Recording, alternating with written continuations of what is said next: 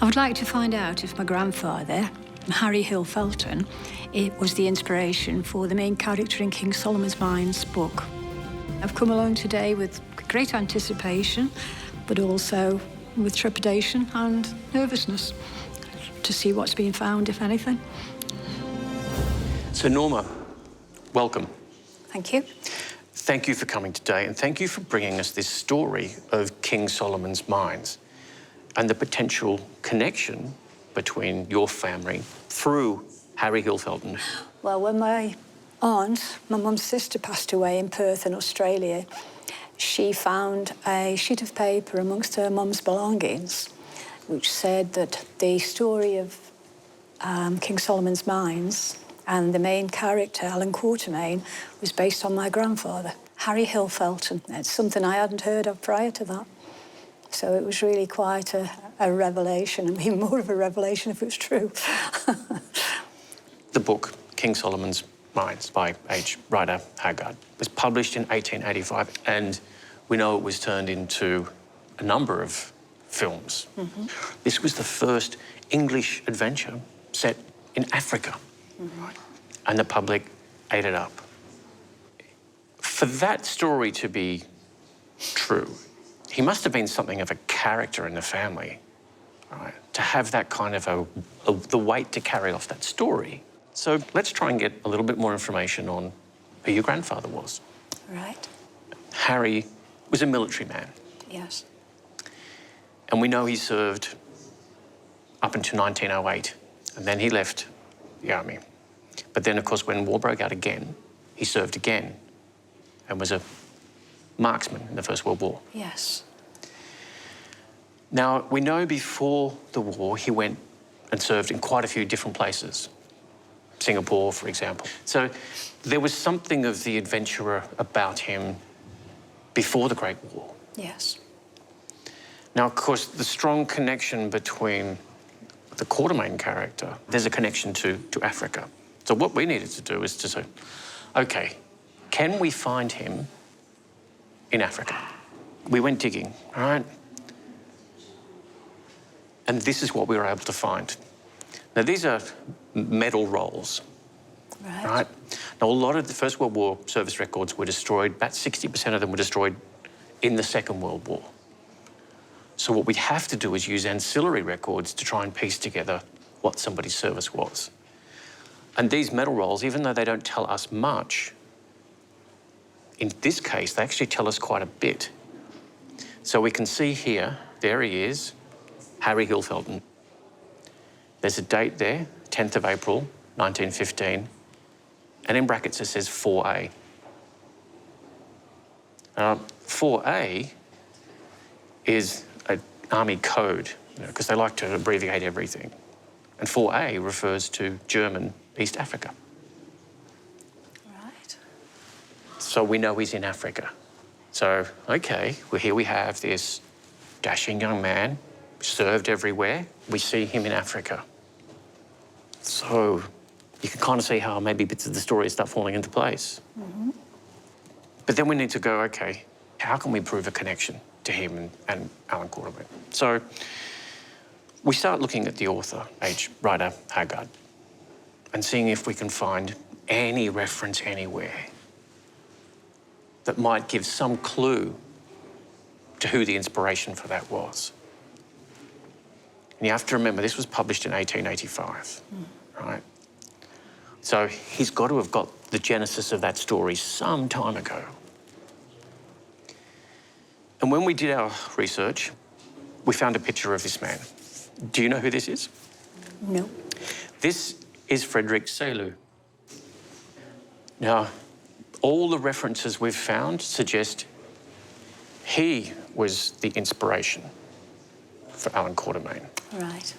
Now, he was born in 1851, right? So he has plenty of time to build up that reputation. And in fact, he has quite the reputation as an explorer in Africa. But there is a family connection between you and this man, because he served in the same regiment as Harry Hilfeld. In fact, he died in 1917 in German East Africa. Oh, wow. So what I think's happened is here you have this man, right, who served in the same regiment. He may well have met this man. Mm-hmm. He's told the story that he'd served alongside the inspiration for Alan Quatermain. Uh-huh. And that's just got passed down and consolidated into this story. And why wouldn't it? Because look at Harry, you know? He'd been around the world. There was something about him and the life that he led that had the adventurer in it. Uh-huh. A family myth. But all myths start from something, and that's one that we've cracked here today. Right. So Norma's grandfather may not have been the inspiration for Alan Quatermain, but she has discovered an amazing connection to the man who was. The Battle of Jutland in 1916 was the defining naval engagement of the First World War, effectively closing off the northern seas to Germany. History graduate Peter Jones and his father, Tom, want to find out if they have a connection to this historic battle.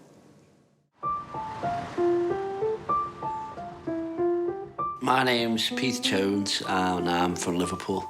My dad's dad, Tom Jones, was the brother of William Jones. We're just trying to see whether they were actually brothers, because on the 1901 census, William was listed as a stepson of their dad. Yet in the 1911 census, he's listed as a son.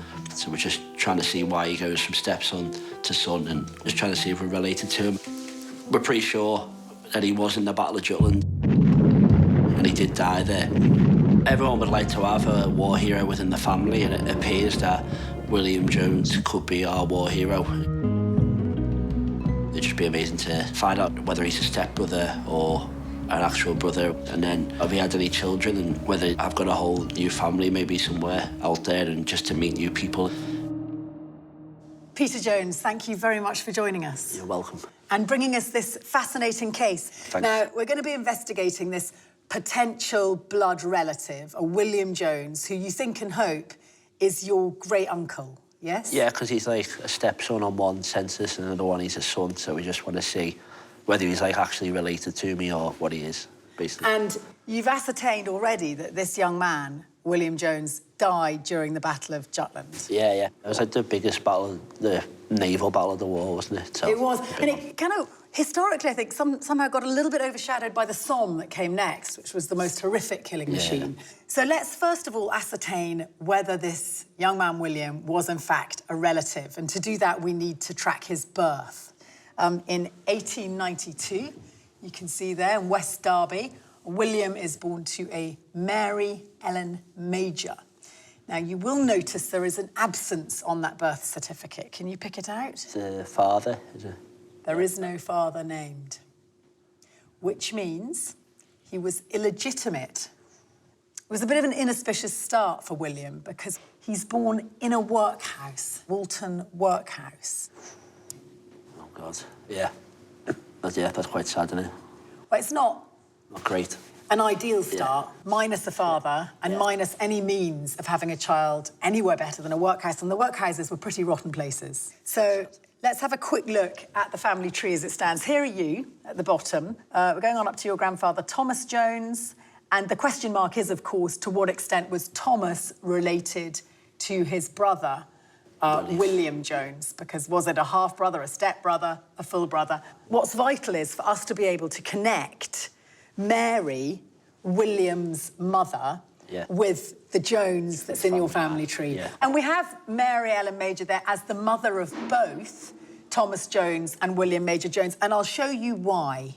Because on that census, I believe you've already seen, the 1901 census, we have William Major, with his mother's maiden name now as his middle name. He is the stepson, as you'd identified, of none other than William Jones, your great-grandfather. Yeah. William Jones has married Mary. You see their head of family and wife. Yeah. And then she goes on to have several more children. Kids, yeah. OK, that's confirming, therefore, that Mary's the mother of both your grandfather Thomas, and so too William, your great-uncle. Great to find out that I am actually related to him. That's why we came. Now, let's track William. What does he do next? We're going to go to 1912. Here is his service record. You'll see stamped at the top, Portsmouth. Portsmouth and Plymouth were the kind of heart of the British Navy. So we see that William Jones, born, as we know, in 1892, has, by 1912, signed up and joined the Navy. He joins as a coal porter, and he's a stoker, second-class stoker to begin with. Looking at his naval record, he has quite a career, you know, 9 different vessels. He's promoted to stoker first class. So a hard-working lad, and I think probably about the same age as you. How old are you, if you don't mind me asking? 23. 23. So here he is signing up, joining up at age 20 in 1912. That's a bit mad, isn't it? So we now track him on a little bit. We know that by March 1914, he's joined the crew of HMS Fortune, which is a new breed of destroyer. I think about 20 of them were built, and, well, that's his home, really, for the next 2 years. And sadly, history tells us that HMS Fortune doesn't make it beyond June 1916, and, of course, you know why. Here we have the Battle of Jutland. There's a bit of code breaking goes on, and we ascertain that the German fleet are trying to relinquish our stringent control of their northern coastline, because, of course, the British blockade, that's our great fixation during the war. We've got to somehow work out a way of effectively starving the Germans of resources and fuel and food. And the Germans think they've got to somehow break this stronghold, which is why you get this almighty clash. Now, what's interesting is we're supreme in terms of our navy at this point. So naval supremacy means we can throw at the Germans a greater number of ships, greater manpower. It's been seen historically as a somewhat dubious victory because of the extent of the loss. Statistically, I think it was 6,000 British men died. The Germans failed to break the blockade, and their naval capacity was severely weakened because, as I say, they didn't have as big a navy as us in the first place. So British claimed it as a victory, but in terms of the moral impact of such a loss, that was tough to come to terms with. Actually, HMS Fortune, as it was alight, burning and going down, it was still firing at the enemy. So really, an unpleasant way to die. Yeah, no, that would be horrible, wouldn't it? What How loss? old was he then? 24-year-old lad. It's like, yeah, Yeah. a year for me. Be dead, it's horrible, isn't it? We know that he got married to an Alice Buckley in 1912. So the same year he joins the Navy, he also gets married. And that same year as well, he has a baby, also called Alice. He was busy then. He was busy. He's already joined the Navy by the time baby Alice comes along in October 1912. And we also know that he got a bit of leave because the year he dies in 1916, he has not just one more baby, but in fact 2. Margaret, you can see named there, do you see 1916?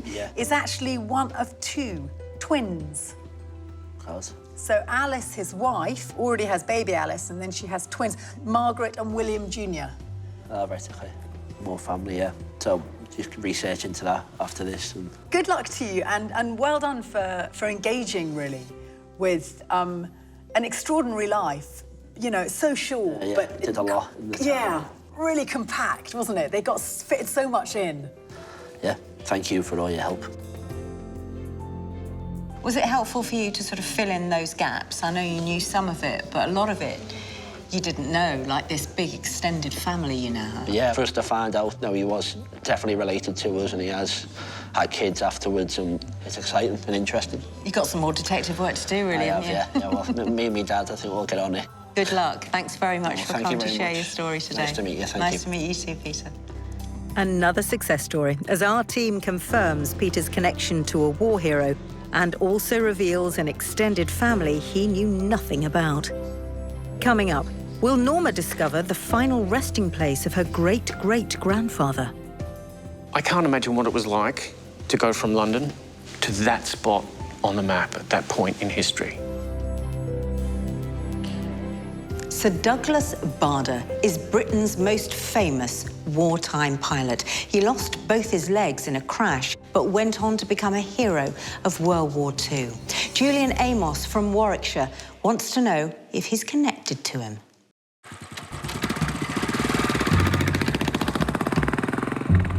My name's Julian Amos, and I'm a motorcycle development test rider, which means I ride prototype motorcycles and help the manufacturers develop.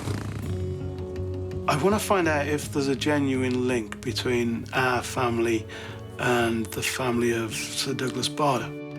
Douglas Bader was actually one of my childhood heroes. He's still one of my heroes. He joined the RAF initially in the very late 1920s. But in 1931 was involved in an accident where he crashed his aircraft and lost both his legs as a result. The RAF wouldn't allow him to fly, but when the Second World War kicked off in 1939, they needed pilots. So he got his job back. He's probably one of the best-known Battle of Britain fighter pilots. Group Captain Bader led the flight past in his Spitfire on Battle of Britain Day, and what a sight it was. In Bader's earliest biography, Reach for the Sky, on the very first page was a mention of his great-grandfather, whose name was John Stuart Amos.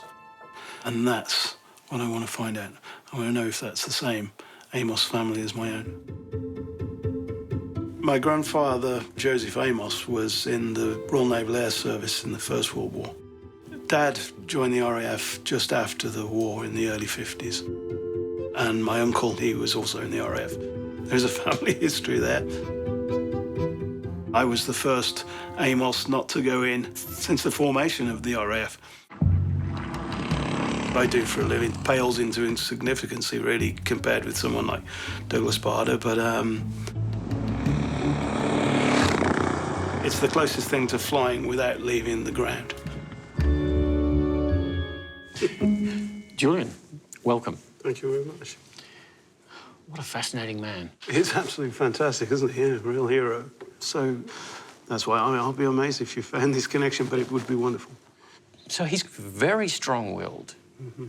He joins the Royal Flying Corps, and then he has this accident and crashes. And so I can kind of understand how you feel a connection with this guy, because he's something of a maverick. Absolutely, yeah. But in order to try and work this out, we need to have a good, hard look at the family trees of both yourself and Douglas Bader. Yes. And if you step back through the Amos line here, you can see the name changing. Yes. And we've actually traced that line right back to about 1700. So we've gone back as far as we can. And of course, the other thing that we did is we went out. We went out and we looked at both sides of the family. So now we have to have a look at Bader's tree. Okay. And there's that John Stuart Amos, yes, right, that you were talking about, a Francis Amos, right? So there's definitely this, without a doubt, a strong Amos line, yes, in there. And then the question comes, do they cross over? It's important to remember the names change a little bit, but whereabouts are these people located? Mm-hmm. So we've gone back to roughly the same points in history. And unfortunately, what a way.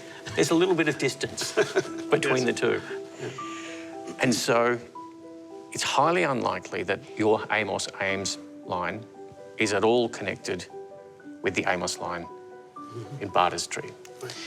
In fact, one of them is Succession Church of Scotland, so Presbyterian, and your ones are Church of England. Yes. So they're separated by church and by state. Okay. So we had a good look at your DNA. We looked for any kind of connection between you and anyone who might have shared anything in common with the Bader line. And nothing. Okay. In fact, you're probably as separate as two humans can be. Oh, really? But what I do love about this story, right, is that this is a connection of spirit. Here is a man, a maverick, right, who wasn't afraid of things, who took risks, defied convention. And I'm sitting across the table from another man who's exactly the same. defied the convention of his family, didn't go into the RAF, test rides motorcycles for a living. Is something of a maverick himself. Thank you. So the connection is strong. It's just not a family connection. It's just spiritual. It's a spiritual connection. Absolutely, yeah. Oh, well, that's disappointing, but I would have been surprised had you, but it would have been nice, wouldn't it? Julian, thank you so much. Okay, it's a pleasure. Oh, are you disappointed? I am disappointed. I can't say I'm completely surprised, and it would have been lovely to find that there was a connection. Brad said you were part of a family of mavericks. Yes. Is that how you see yourself? No, I never had. I never had. I'm flattered he said that, actually. I think I probably see myself more as an oddball, as maybe a square peg, round hole kind of guy, but never thought of myself as a maverick before. Julian, thank you very much. It's been a pleasure. Thank you very much. Now, back to Norma Shaw, whose connection to King Solomon's mines may not have been exactly what she'd hoped for. But will she have better luck with her final mystery about her great-great-great-grandfather? So, Norma, you had another question about your family's connection with India. Yes, So this is Eliza and John Ramsay. yes. My great-grandparents. And what specifically were you trying to find out? Well, when I came across my great-grandmother's birth certificate, I found out that she was born in India before it partitioned and became Pakistan. And I was intrigued because then I found that her father served over there, John Ramsay, and he also died there. So I was very curious to find out where he was and what happened to him. And you're actually trying to find out where John's buried. Yes. So we've got some really interesting stuff to tell you. Here we have the marriage certificate, right? This is for John, Eliza's dad, and Mary Ann Morritt. And what this does is this tells us in 1864 that John is married in Middlesex, right? So we know they're in England and puts him at a place at a point in time. And I want to have a look now at Eliza Ramsay. So this is a transcript of Eliza's birth record. What you can see about this is place of birth. A year later, 1865, where are they? They're in Sabatho, which is in India. It's about 300 miles north of New Delhi. Right. So it's right at the top part of India. So he's in London 1 year. The next year, his daughter is born in India. What's taking him there? He served in the army. He was actually a tailor in the army. Now, this is a period in history when it's the start of the British rule in India. So they needed men, right? They needed men to expand the British Empire and expand the colonies. And so he went in to the regiment. And you can see him moving about the country. And the way you can trace him is from the birth of his children. He moves around a little bit, maybe 100, 200 miles away from there. So this is a map of India at that time. Right. So just to put it into context, the area that we're talking about is around here.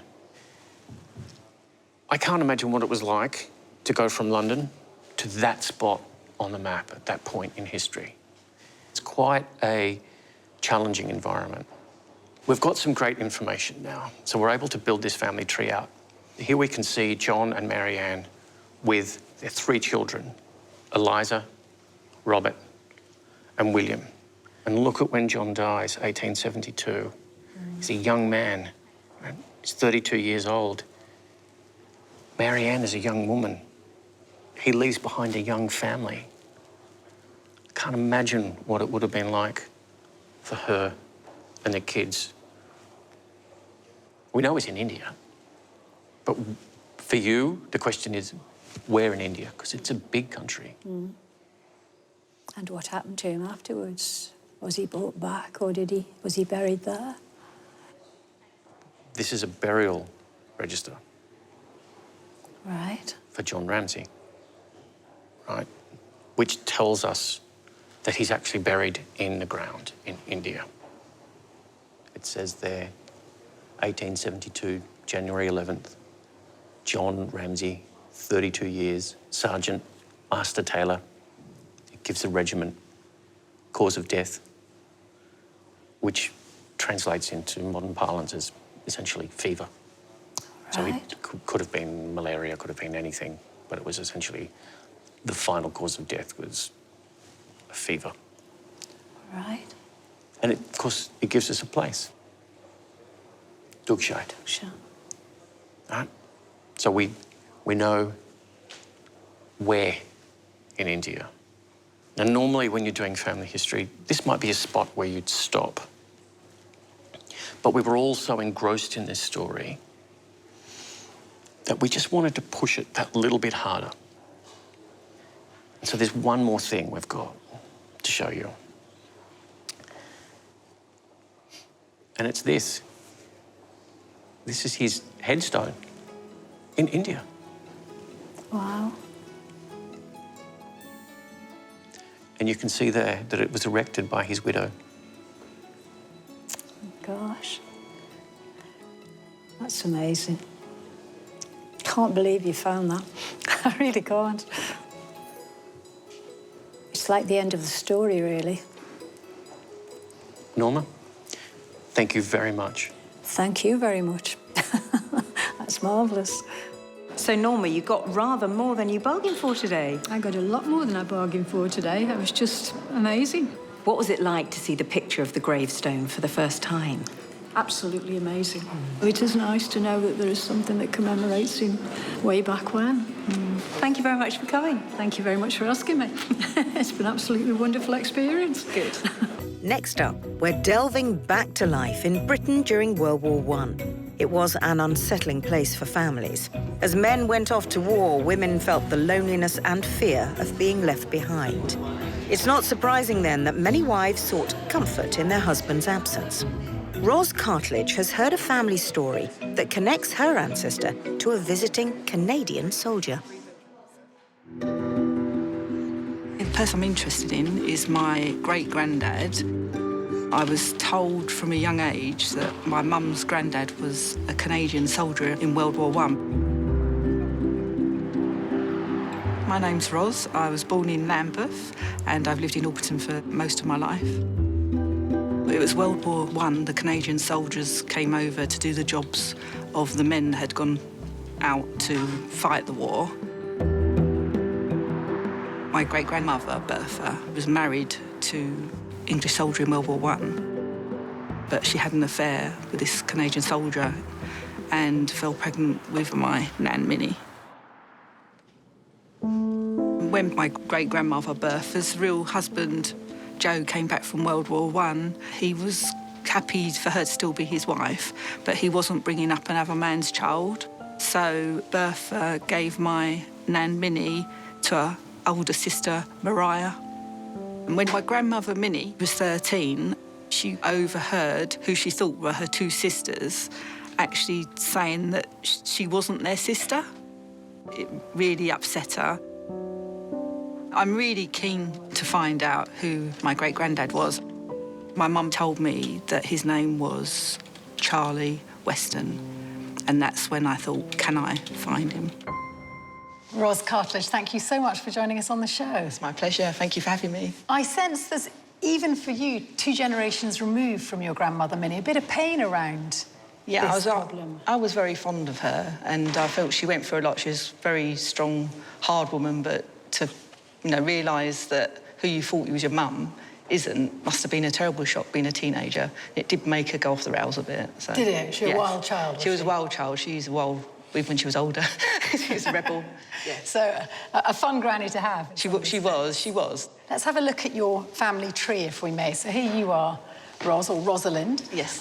Going up through your maternal line, Jean Mary Palmer, your grandmother, Minnie Julia Pullen. And, of course, the question is, here we have Bertha, but who was the father of Minnie?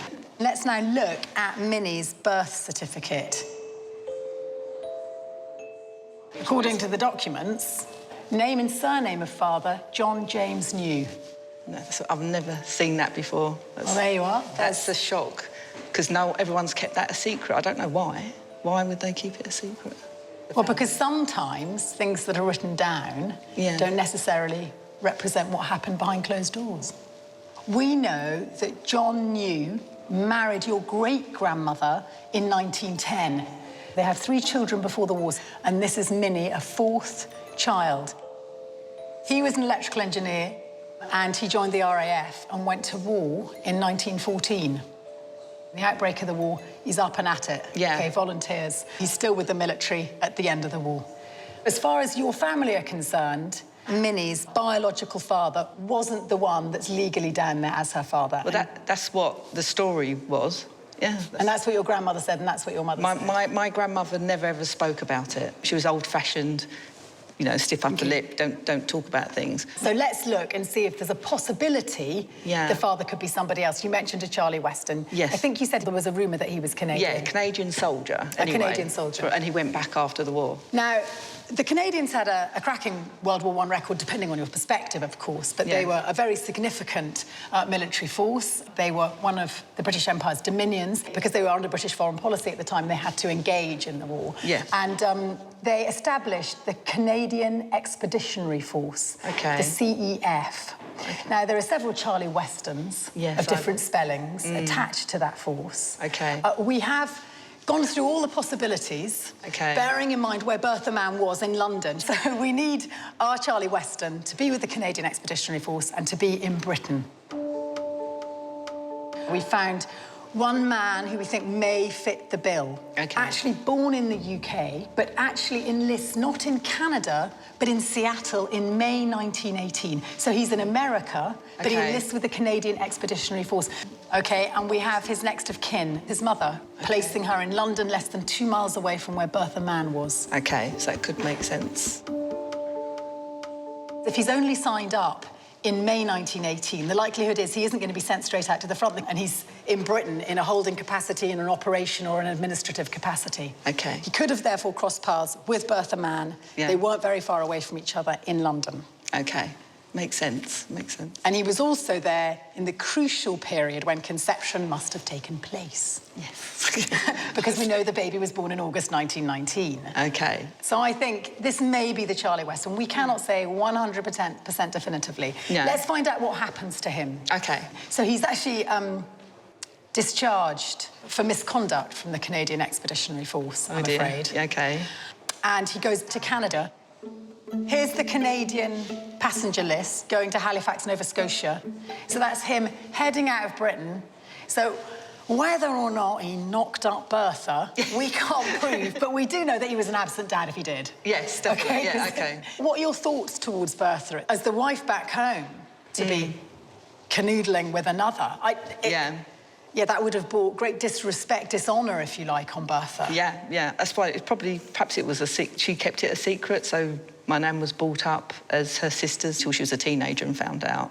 But I felt sorry for Bertha because she loved much, didn't want to give her up. This isn't quite the end of Bertha's story. The plot thickens somewhat. Doesn't surprise me. Because, in fact, her family didn't only consist of 4 children. I mentioned there were 3 born before the war. And then there was 1 Minnie born in 1919. In fact, there was a 5th child born in 1916. I'm going to show you the registration of births. Victor Stanley Mann, going on to Bertha's name there, interestingly, but that might be because John New was away on the front line serving. Well, he wasn't there to legally sign the birth certificate. No, so you couldn't. But looking at his service record and when he had leave and so forth, unless that baby was prematurely born at 27 weeks, and assuming he had a normalish birth and a 9-month incubation, John couldn't have been the father. Was it the same man? It couldn't have been Charlie Weston. Because we know that he didn't come to England until 1918. So Bertha was a busy girl. She was a bit. My nan took after Bertha. Let's forgive Bertha. But now let's focus on the little Victor, who did die. 1920, you can see here he is up at the top. This is a register of burials. Victor Stanley knew by now he's got John's surname. Yeah. Bertha probably pulled that one past John, to be honest. She could have fudged when he was born, especially if John was away. She kept him then. And he dies aged 3.5. Oh, that's terrible. Yeah. And she's already grappling with the newborn Minnie when she loses her son, and she's got fallout in her marriage at the same time. So this is a really difficult period for Bertha. Yeah, he did. A nightmare. Yeah. She did. She had a tough life. Yeah. In those days, there was a very strict moral code. And if you did go off track, then you suffered in silence. Yep. And that suffering often meant relinquishing a child if you were a woman. Definitely, to save face, yeah. It's a bit of a surprise, but it makes sense. The pieces are fitting together, so thank you very much. I'm a little bit shocked, surprised, to hear what my great-grandmother Bertha, that she actually had a second affair, which was a total shock to me. And she had a little boy, and he didn't live to 4. That was sad. I've been looking for Charlie for about 4 years now, and this puts my mind at rest now. I know I can stop looking, stop searching, and we can finally put his name on the tree. I'd like to find out more about him as well, so. Ros came here looking for Charlie Weston, Minnie's real father, but she also leaves with a story of little Victor. Sad tales born out of the war, but a positive conclusion for Ros. Now, when we think of prisoner of war camps, we often think of harsh confinement, inhumane conditions, even oppression. But Anthony Ginman has a story about his ancestor that suggests something radically different. I'm here today to find out about my great-great-great-grandfather, Francis Goodrum, who fought in the Napoleonic Wars. Francis was captured whilst on a ship that foundered off the French coast, sailing from Dublin to London. He ended up in a prisoner of war camp at Valenciennes in France, and eventually he married a local girl and had 3 children whilst an inmate in the camp. I'm feeling really excited about being here and finding out more about Francis Goodrum and finding out more about his history and where my ancestry comes from. Hello, Anthony. Hello. Really nice to meet you. So first of all, the name of your ancestor was Francis Goodrum. Francis Goodrum. Right. Yes. And where was he from? He came from a little place near Diss in Norfolk. Wonderful. And you think that he played a part in the Napoleonic Wars? Yes, yes. Do you know anything about those wars? Not a huge amount. Napoleon was at first a revolutionary before he became an emperor. And then he decided that he would master all of Europe. Right. Which included Britain and even Russia, and fought a number of conflicts, including in 1805, the Battle of Trafalgar. Regiments from Norfolk, from other places throughout Britain, were fighting continuously from 1805 all the way up to the Battle of Waterloo in 1815. I want you to have a look now at this image on screen. I can see myself there, yes, and I can see Francis Goodrum there. I was interested in, I'm not sure how you pronounce it, Emily there. I think it's Emile. My 3 times great-grandmother. But before that, we want to explore what happened to your ancestor, Francis Goodrum, and what his connection was to those great events, the Napoleonic Wars. Right. This is a document written in classical French. OK. It talks about how your ancestor was a prisoner of war. He was part of a regiment called the 9th Regiment of Foot. Right. This was a Norfolk regiment. OK, that fits. Raised with local Norfolk people. This regiment had been called effectively to fight in the Napoleonic conflict. Right.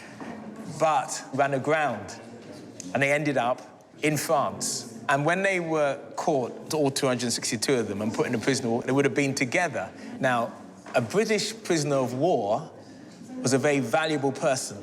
OK. Because there were over 20,000 Frenchmen. Right. Who were being held captive in Britain. Right. And being ransomed. And the ransom was 3 French soldiers for each British soldier. Oh, right, so they were quite valuable. Wow, that's incredible. And this is a very unusual document because it's a dispensation that's been granted in a legal French court that enables Goodrum to marry this French national during a time of war. Right. So it is very unusual. It's extremely unusual. OK. In this document, Francis had to swear that he would have no contact with Britain. Oh, right, right. So we see that Francis Goodwin was very determined to get married against the odds. Yes. At the time when they got married, they already had a child. Oh, right, right.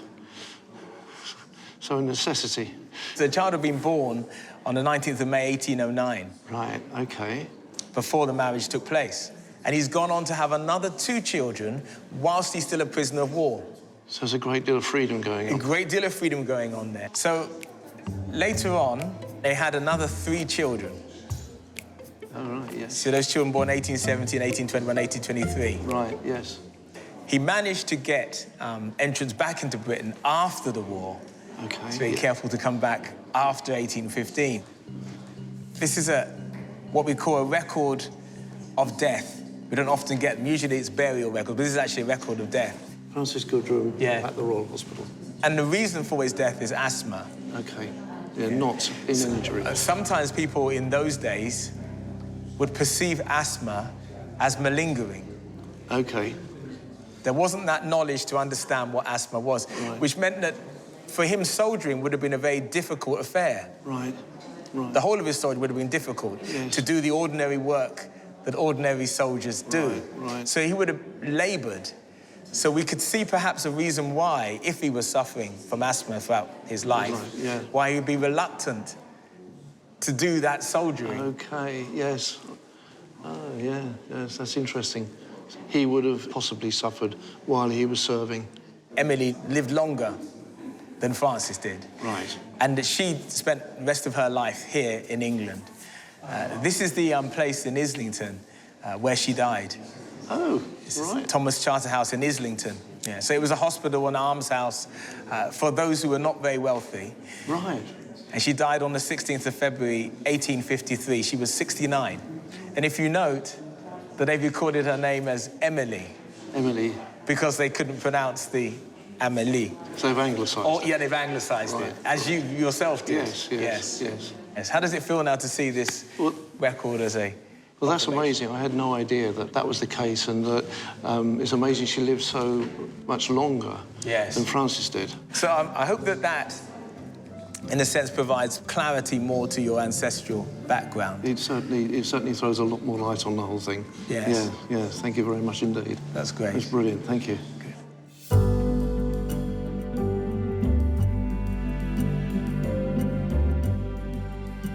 So, Tony, what did you learn? Quite a lot. Found out that I've got French ancestry along one line, and goes way back into the mist of time in France. Did you know you were French? No. No idea? No. Came from nowhere? I had an idea there was a bit of French or maybe a bit of Belgium there somewhere, but this is a revelation. And there's been a number of facts and pieces of information which have been a great surprise to me. You could make a film out of this, couldn't you? Yes, there's definitely a sort of, I don't know, a Dr. Zhivago moment there, maybe. And now you're partly French. Yes. Does that change the way you feel about yourself, or what you're going to do next, what you're going to research next, how you think about your family? I don't know. Yes, I mean, I haven't really thought about it at the moment, but it certainly gives you a different, more international feeling about your ancestry and where you come from. Yeah, mais oui. Yeah. Can you speak French? No. Oh, you better start learning. Better start. So some French lessons for Tony now that Onyeka has solved the riddle of his ancestor Francis. And of course, even more French names to add to his family tree. Still to come, one man's childhood that left him feeling like an outsider. There was always something there that wasn't quite right. The Easter Rising of 1916 was an attempt by Irish nationalist rebels to overthrow the governing rule of the British. It was mainly staged in Dublin, but had ripples throughout the island. Englishman Tony Mercer has heard a family rumour that he's connected to the rebellion. Onyeka Nubia is handling the case. Hello. Hi. Great to meet you. Good. So you have a question? I've got an ancestor I don't know much about. My grandfather, Patrick Murphy. OK. He's an Irishman born in County Cork in the south of Ireland. in the late 1890s. And what do you think this Patrick Murphy did? From anecdotal stuff that I've had from various old family members, he was one of about 11 or 12 children. Most of the rest became priests. He joined, apparently, the IRA and was involved in the post office siege in 1916. Right.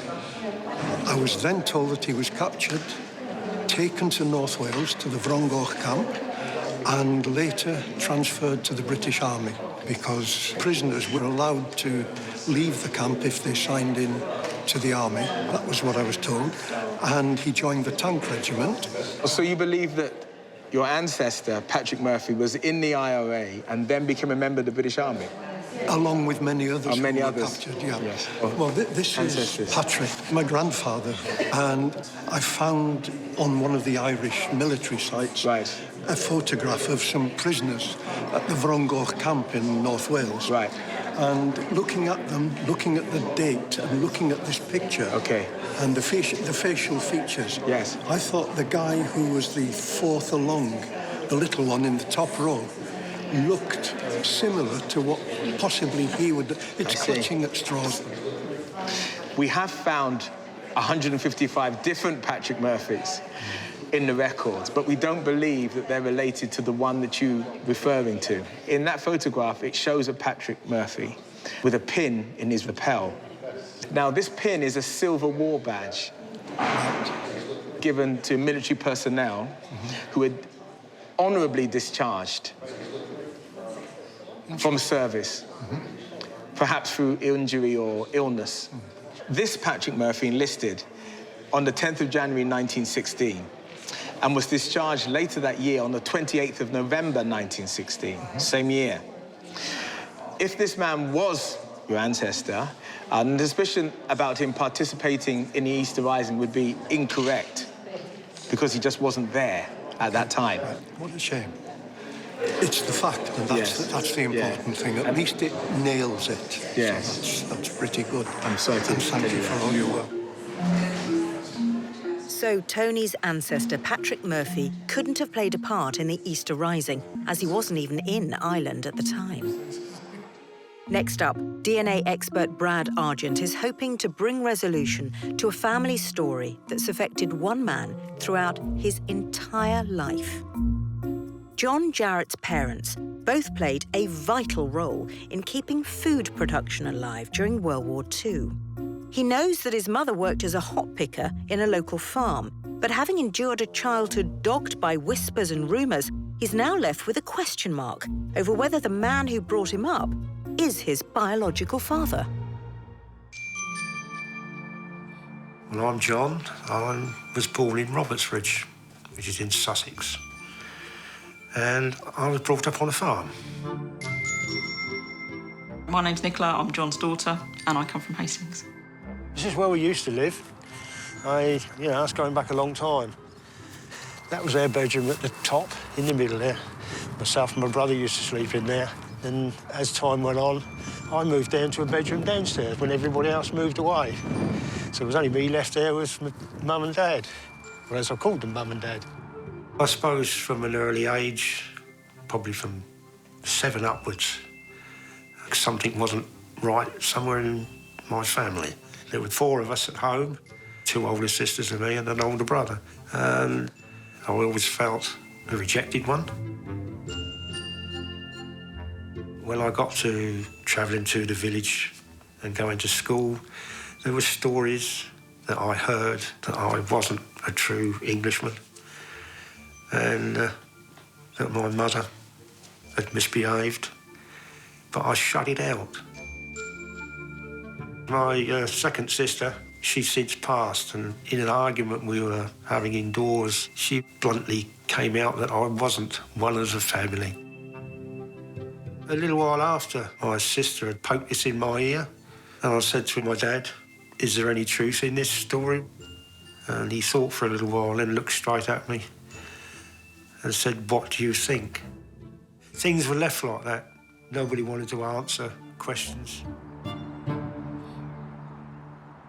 I've talked to my daughters, and they've done a DNA test, and apparently According to the DNA test, I am half Italian. It's been 71 years that this secret's been hidden away. We'd like to know if we have got Italian heritage. There's a few things that have kind of added up through the years.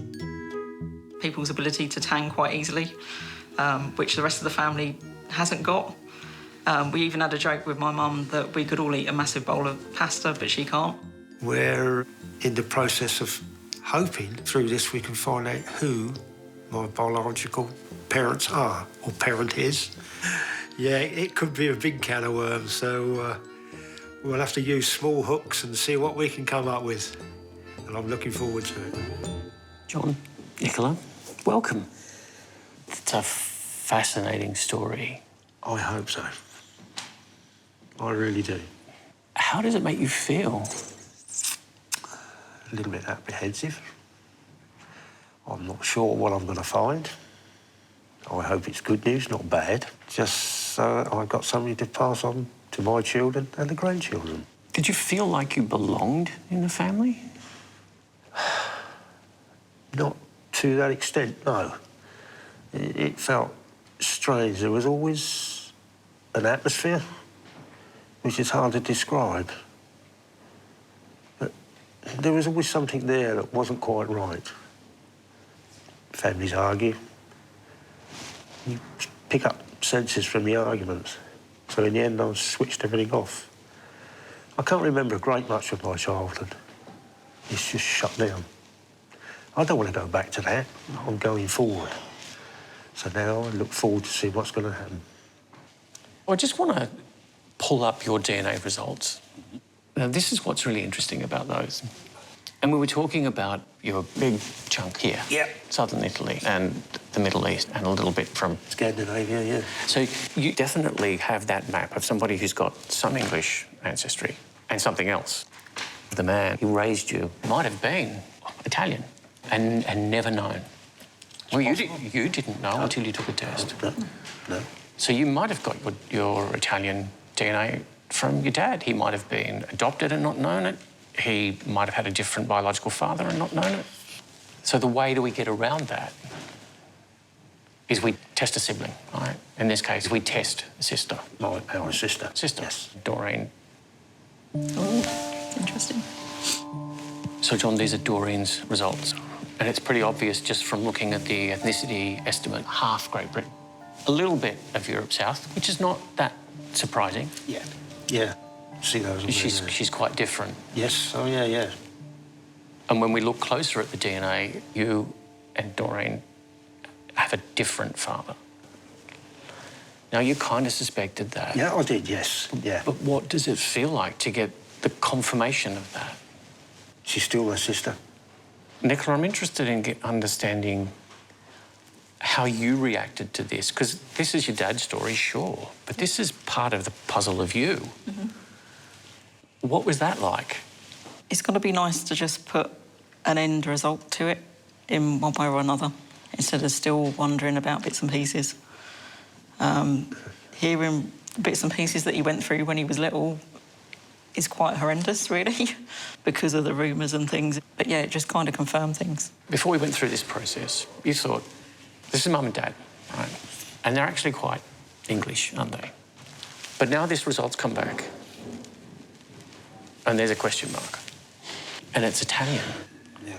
So we have to start thinking about, OK, how might that situation have come about? You were born, what, 45, February 45? What do you know about that time period? The war was obviously going on. Yeah, it was coming towards the end of the war in that period. They had all this work to do, and all the men at war or working towards the war effort, but they still needed to farm. Yeah, they still needed to farm some. They were still supplying fruit, veg, food, whichever way you want to put it. There were two ways they could do that, right? They had this women's land army, right, that contributed enormously. But then, come 1943, when the Italians surrender, they have all these Italian prisoners of war, about 43,000 men.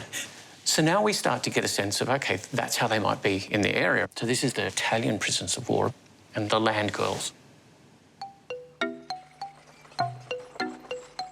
During World War II, Britain's workforce was heavily depleted, with men heading off to serve their country.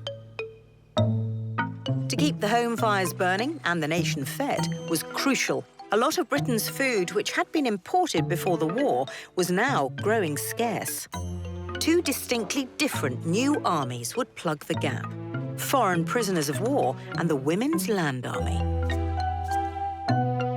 During and after the Second World War, 400,000 German and 154,000 Italian prisoners of war were held here in Britain.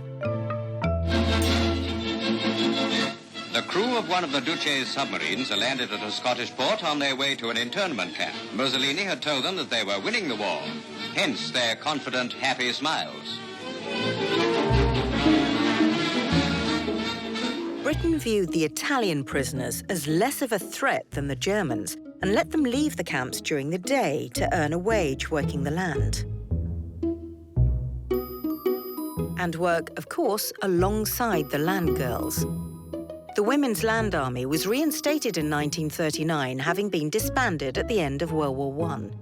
80,000 women who'd previously stayed at home or worked in offices answered the call and took to the outdoors. Many who did found themselves working with men from far afield. Friendships and more were grown in the fields and farms of Britain. Many married, many had babies, and of course, many had babies but never married. Kind of puts it into context, doesn't it? It's there, isn't it? Can't argue with that. What you see happening is you do see, women having relationships with these prisoners of war.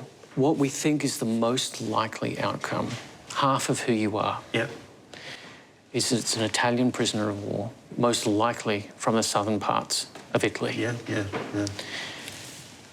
Now you've taken the DNA sample. I have, yeah. And it's in the DNA network. Yeah. At some point, you'll get a match with someone, and it'll be a close match. And they'll have a lot of Italian ethnicity. Yeah. And that match will lead you to your biological father and the other half of the puzzle. Yeah. That is John. This would be nice. So we wait and see.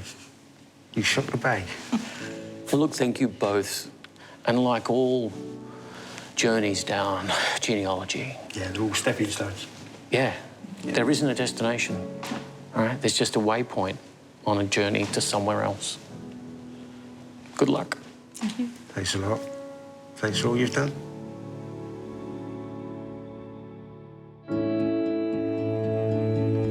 We're getting closer to what we were trying to find out. So hopefully somebody will come through with DNA and it'll match it and we will know.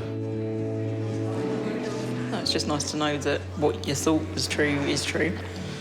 Yeah. So it puts your mind to rest a little bit so you're not still wondering. Someone will probably come through with DNA that will match with mine, albeit male, female, whichever. Perhaps we can follow the story through from then. It's been a long journey. Yes, it has, yeah. It's been quite interesting. Oh, yeah. But yeah, I think it's brought us all closer together as a little family unit. Just little answers coming through Yeah. that are coming up positive. We wait for the big one. Might see.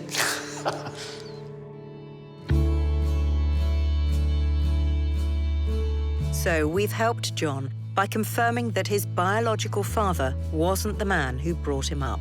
Now he's hoping it won't be long before he gets a DNA match from Italy that'll finally identify his real father. It's been an exciting day in Somerset, solving mysteries and discovering lost family. But it's goodbye for now. Join us again soon when we'll be helping more people discover their place in history.